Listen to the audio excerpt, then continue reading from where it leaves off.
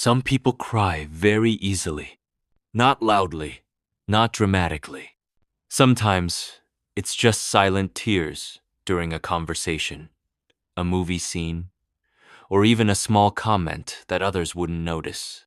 And when it happens, the first thought that comes to their mind is often the same. Why am I like this? Today, we're going to understand the psychology behind people who cry easily, not to judge them, but to explain what is actually happening inside their mind and emotions. Imagine a person sitting in a room with others. The conversation is normal. Someone says something slightly harsh, not even an insult, just a tone shift. Everyone else moves on, but that one person feels a sudden heaviness in their chest. Their throat tightens. Their eyes start to burn. They don't want to cry, but it happens anyway. This reaction is not weakness. It's an emotional trigger. Psychologically, people who cry easily have a nervous system that reacts faster to emotional stimuli. Their brain processes emotional information more deeply and more quickly. When something emotionally meaningful happens, rejection, disappointment, empathy, nostalgia, their emotional threshold is crossed sooner than others. Tears are simply the body's fastest release.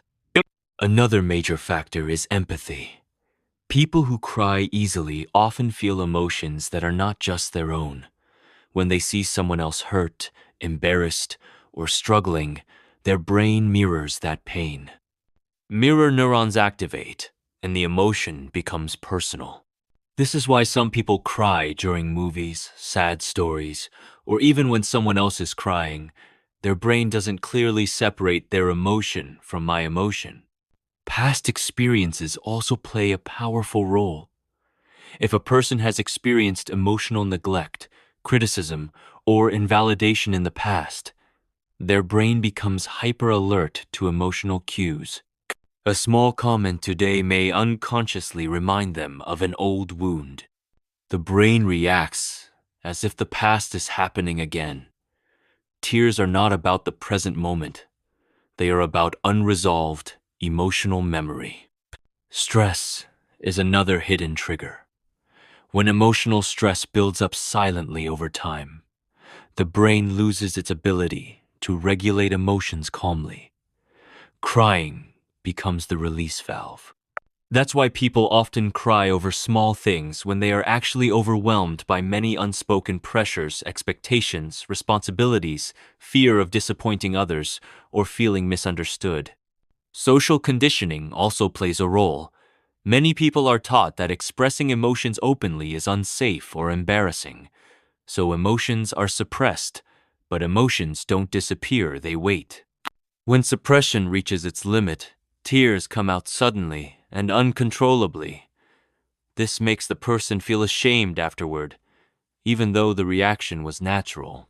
People who cry easily are often highly self-aware. They reflect deeply on conversations, relationships, and their own behavior. This constant internal processing increases emotional load. The mind is always on, replaying moments, words, and meanings. Crying becomes a way for the mind to reset. Importantly, crying is not a loss of control. It is regulation.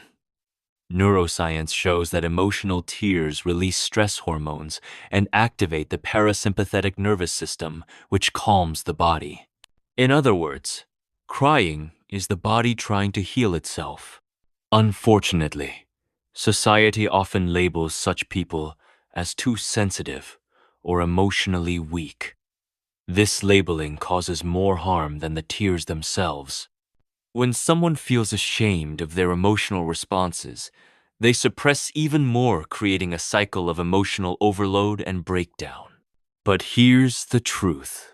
People who cry easily often have high emotional intelligence. They feel deeply, care deeply, and connect deeply. Their emotional system is not broken, it's responsive. Understanding this changes everything. Instead of asking, "What's wrong with me?" The better question becomes, what is my emotion trying to tell me? If you are someone who cries easily, you don't need to harden yourself. You need to understand yourself. Emotional awareness is strength when guided with self-compassion. If this video helped you feel seen or understood, like the video, subscribe to the channel, and stay with us, because psychology isn't about fixing who you are, it's about understanding why you feel the way you do.